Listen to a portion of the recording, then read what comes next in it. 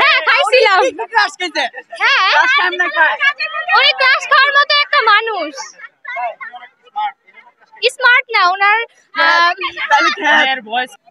বলো। জি ভাইয়া। জি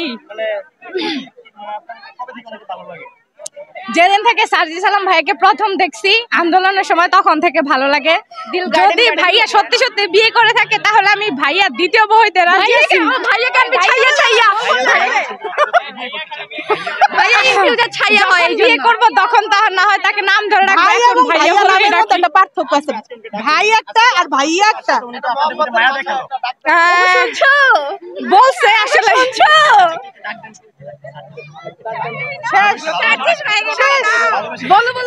না না বরং হাজবেন্ডের নাম মুখে নিতে নাই তো ক্রাশের নাম মুখে নিতে নাই ওইভাবে নাম নিয়ে না এমনি রাখবেন না কিভাবে ডাকবেন এই যে বলবো ভাইয়া কম করো প্রিয়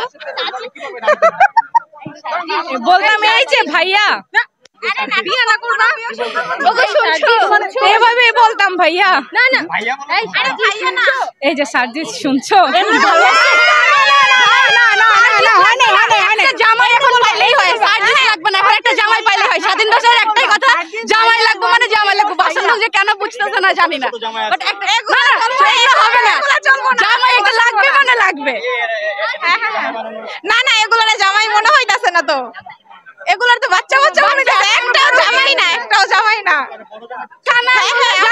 জামাই লাগবে একটা বিয়ে করতে চাই এটা হচ্ছে কথা লেখাপড়া সব জানবে এত কষ্ট করে দেশ স্বাধীন করলাম একটা জামাই লাগবে করছি এখন হচ্ছে বিয়ে করব কোনো কথা নাই হ্যাঁ ওইটাই